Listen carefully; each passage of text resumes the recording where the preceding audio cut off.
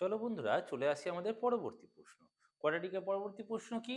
না, let us determine the power of the variable for which the equation x to the power of 6 minus x cube minus 2 equals to 0 will become a quadratic equations.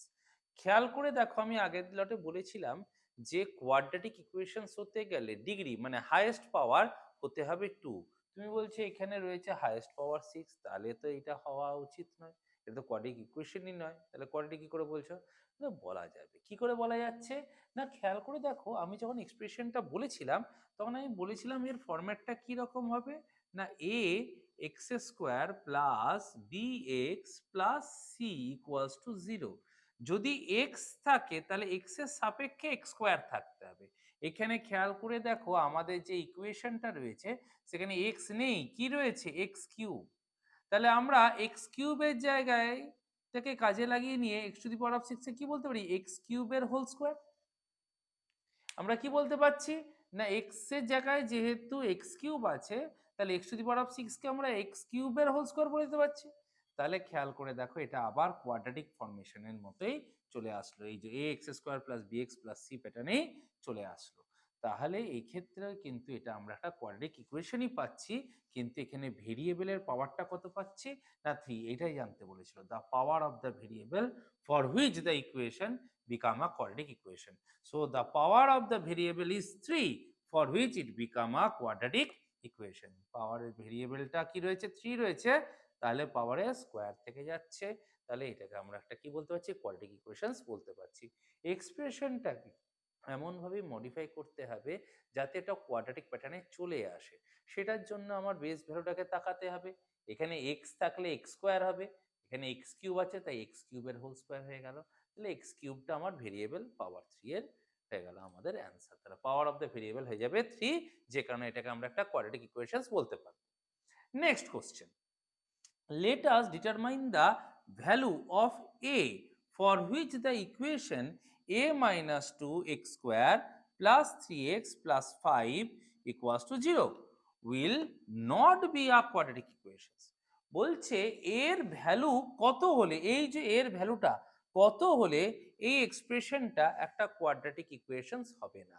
তো আমরা আগেও বলেছি, আবারও আমরা repeat করছি, quadratic equations তখনই হবে না যখন এক্স স্কোয়ার পার্টটা থাকবে না, বা বলতে গেলে এক্স স্কোয়ারের যে কোফিশিয়েন্ট এ সেটা কি হতে হবে? 0 হয়ে যেতে হবে।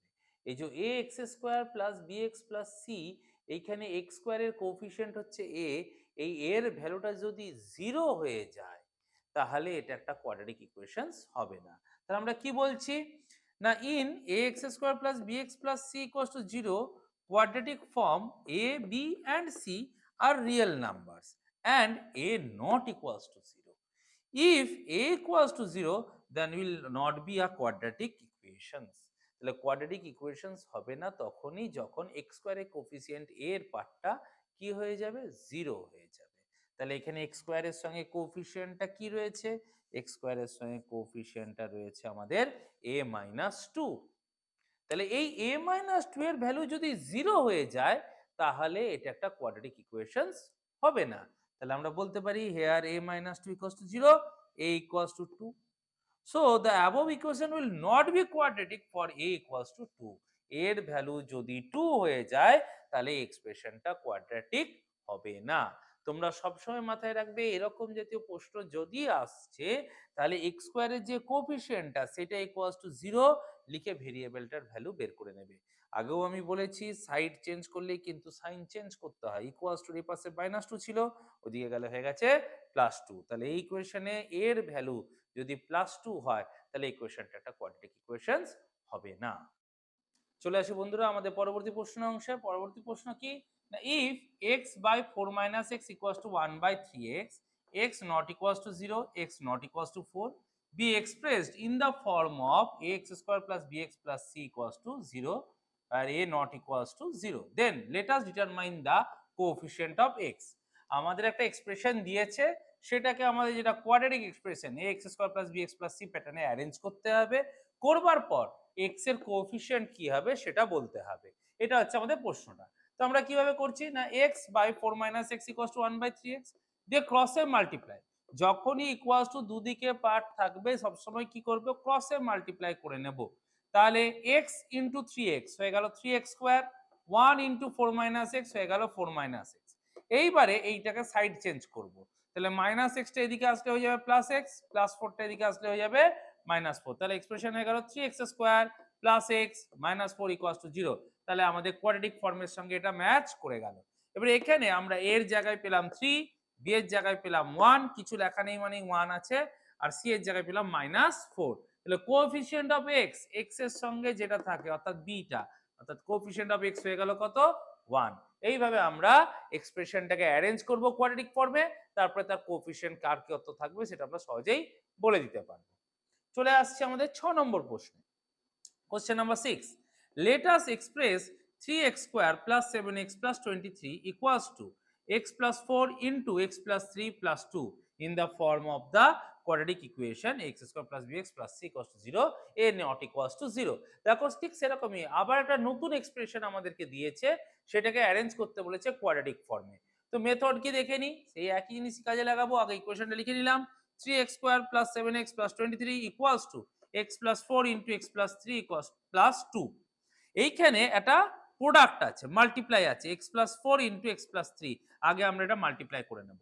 কিভাবে করব, প্রথমে x এর সঙ্গে x কে x into x x square plus 4 into x plus 4x, x into plus 3 plus 3x, 4 into plus 3 plus 12 plus 2। প্রত্যেকটা পার্টের সঙ্গে প্রত্যেকটা পার্টের ইন্ডিভিজুয়ালি কি করতে হবে মাল্টিপ্লাই করতে হবে। তাহলে এখানে রেজাল্টেন্ট আমরা কি পেয়ে গেলাম x square plus 4x plus 3x plus 12, আর এখানে ছিল প্লাস 2। এবারে এই গোটা পার্টটাকে কি করব সাইড চেঞ্জ করে নেব। তাহলে কি হচ্ছে 3x স্কয়ার ছিল, এখানে প্লাস x স্কয়ারটা হয়ে গেল minus x square, plus 7x রইলো, আর প্লাস 4 প্লাস 3 মিললে এখানেও প্লাস 7x, এটা সাইড চেঞ্জ করলে হয়ে যাবে মাইনাস 7x। এটা প্লাস 23, আর এখানে 12 আর 2 অ্যাড করলে হয়ে যাবে 14, সাইড চেঞ্জ করলে মাইনাস 14। তাহলে এক্সপ্রেশন হয়ে গেল 3x square minus x square plus 7x minus 7x plus 23 minus 14 equals to 0। এইভাবে আমাদের এক্সপ্রেশনটা অ্যারেঞ্জড হয়ে গেল, ইকুয়ালস টু পর আমরা 0 পেয়ে গেলাম। এইবারে 3x square minus x square তাহলে কি হয়ে যায় 2x স্কয়ার হয়ে যায়, plus 7x minus 7x cancel হয়ে গেলে 0 হয়ে যাবে, প্লাস 23 মাইনাস 14 হয়ে যায় প্লাস 9। তাহলে এক্সপ্রেশন কি হয়ে গেল 2x square plus 9 equals to 0। কিন্তু আমাদের বলেছিল কোয়াড্রেটিক ফর্মে, that is ax square plus bx plus c তে লিখতে, আমাদের x পার্টটা নেই, আমরা মডিফাই করলাম, কি লিখছি না 2x স্কয়ার প্লাস, যেহেতু x পার্টটা নেই সেটাকে আমরা লিখে নেব 0x, অর্থাৎ কোএফিসিয়েন্টটা হয়ে যাবে 0। 0 যদি কোএফিসিয়েন্টে থাকে তাহলে টার্মটা অ্যাকচুয়ালি ওয়ার্কিং থাকে না, কারণ 0 এর সঙ্গে যা কিছু মাল্টিপ্লাই হয় অ্যান্সার 0 হয়ে যায়। তা সেখান থেকে আমরা অ্যারেঞ্জ করলাম 2x square plus 0x plus 9 equals to 0। এইটা হয়ে গেল আমাদের কোয়াড্রেটিক ফর্মের এক্সপ্রেশন। এটা আমাদের বের করতে বলেছিল। এখানে আমরা আরো কি পেয়ে যাচ্ছি না a এর ভ্যালু পাচ্ছি 2, b এর ভ্যালু পাচ্ছি 0, আর c এর ভ্যালু পেয়ে যাচ্ছি 9। এইভাবে আমরা যে কোনো এক্সপ্রেশনকে কনভার্ট করে নিতে পারছি কিসে কোয়াড্রেটিক ফর্মে, general quadratic form ax square plus bx plus c equals to 0। এই ফর্মে জিনিসটা কি হচ্ছে এক্সপ্রেসড হয়ে যাচ্ছে। চলো বন্ধুরা চলে যাই আমাদের পরবর্তী প্রশ্ন। পরবর্তী প্রশ্নে কি বলছে, question number 7, let us express the equation x plus 2 এর whole cube equals to x into x square minus 1 in the form of x square plus bx plus c equals to 0 a not equals to 0 and write the coefficient of x square x and x to the power of 0। আমাদের আবার একটা equation দিয়ে দিয়েছে, সেটাকে quadratic ফর্মে general ফর্মে নিয়ে আসতে হবে, তারপরে x স্কয়ার x আর x to the power of 0 coefficient কত কত হবে বলতে হবে। তো আমরা আগে ফরমেশনটা করে নিই, কোয়াড্রেটিক ফর্মে নিয়ে চলে আসি। তাহলে কি ছিল না x প্লাস 2 এর whole cube equals to x into x square minus 1। আমরা এখানে a প্লাস b এর হোল কিউবের ফর্মুলাটা অ্যাপ্লাই করব। a প্লাস b এর হোল কিউবের ফর্মুলাটা কি না, আমি এখানে লিখে দিচ্ছি a প্লাস b এর whole cube, a cube plus b cube plus 3a square b plus 3ab square. এই যে ফর্মুলাটা আমি লিখলাম, এই ফর্মুলাটাকে আমরা এখানে কাজে লাগাবো। কি করলাম না এর জায়গায় x আছে তাহলে x কিউব প্লাস b এর জায়গায় 2 আছে তাহলে 2 কিউব, তাহলে x cube plus 2 cube plus 3x square into 2 plus 3 into x into 2 square, that is 3a square b আর 3ab স্কয়ারটা পুট করে দেওয়া হলো equals to x square into x করে x cube minus one into x করলে minus x. এটা হয়ে গেল আমাদের এক্সপ্রেশনটা। এরপরে আমরা এখানে কিউবটা সলভ করে নিই। তাহলে এক্স এর কিউব হয়ে গেল এক্স কিউব, টু এর কিউব হয়ে গেল 8, 3 ইন্টু 2 করলে 6 এক্স স্কোয়ার, 3 ইন্টু এক্স আর 2 স্কোয়ার হয়ে গেল 4 equals to x cube minus x. তাহলে এক্স কিউব এখান থেকে minus x cube plus 6x square plus 3 into 4 12x minus extra এদিকে চলে এসে গেল plus x plus 8 equals to 0। আমরা একটু অ্যারেঞ্জ করে নিলাম, এক্স কিউব গুলোকে পাশাপাশি আনলাম, এক্স স্কোয়ারটাকে অ্যারেঞ্জ করলাম, এক্স গুলোকে পাশাপাশি আনলাম আর কনস্ট্যান্ট টার্মটাকে, যাতে আমাদের প্লাস মাইনাস করতে সুবিধা হয়। তাহলে x cube minus x cube cancel হয়ে গেল, এক্স কিউব পার্টটা বাদ, পড়ে থাকলো কি 6x square, 12x plus x হয়ে গেল plus 13x plus 8 equals to 0। দেখো আমাদের ফরমেশনটা হয়ে গেল কোয়াড্রেটিক ফরমেশনে, that is ax square plus bx plus c, সেই প্যাটার্নে এটা অ্যারেঞ্জড হয়ে গেল। এইবারে হওয়ার পর আমরা তাহলে a b c এর ভ্যালুটা পেয়ে যাচ্ছি, এর ভ্যালু আমরা পেয়ে যাচ্ছি 6, b এর ভ্যালু পেয়ে যাচ্ছি 13, c এর ভ্যালু পেয়ে যাচ্ছি 8। এবারে এগুলো কি না, এটাকে বলা হয় কোএফিসিয়েন্ট অফ x স্কোয়ার, তাহলে কোএফিসিয়েন্ট অফ x স্কোয়ার হয়ে গেল 6, b হয়ে গেল কোএফিসিয়েন্ট অফ x, তাহলে কোএফিসিয়েন্ট অফ x এর ভ্যালু হয়ে গেল 13, আর যেটা কনস্ট্যান্ট টার্ম থাকে সেটাকে বলা হয় coefficient of x to the power of 0, তাহলে এর অ্যান্সার হবে 8। অ্যাকচুয়ালি কোনো কিছুর ভ্যালুতে যদি পাওয়ারে 0 থাকে তাহলে তার অ্যান্সার হয়ে যায় 1, যেমন x to the power of 0 কথাটার মানেও হয়ে যাচ্ছে 1। তা তোমরা সবসময় মাথায় রাখবে যেটা কনস্ট্যান্ট টার্ম সেটাই x to the power of 0 coefficient. এই এক্সপ্রেশনে x স্কোয়ার x আর এইটা হয়ে যায় x to the power of 0, এটা লেখা হয় না, তাই জন্য তোমরা সবসময় মাথায় রাখবে যে যেটা কনস্ট্যান্ট টার্ম থাকে সেটাই coefficient of x to the power of 0 value হয়ে থাকে। তাহলে এখানে আমরা কোএফিসিয়েন্ট অফ x স্কয়ার পেয়ে গেলাম 6, কোএফিসিয়েন্ট অফ x পেয়ে গেলাম 13 আর coefficient of x to the power of 0 পেয়ে গেলাম 8। এইভাবে হয়ে গেল আমাদের কোশ্চেন নাম্বার 7 এর সলিউশন। এইবারে আমরা চলে আসব কোশ্চেন নাম্বার 8 এ। কি বলছে, let us construct the quadratic equation in one variable from the following statements। এর আন্ডারে তিনটে স্টেটমেন্ট আছে, আমি একটা এখানে দেখিয়েছি, পরেরটা আবার আসছি।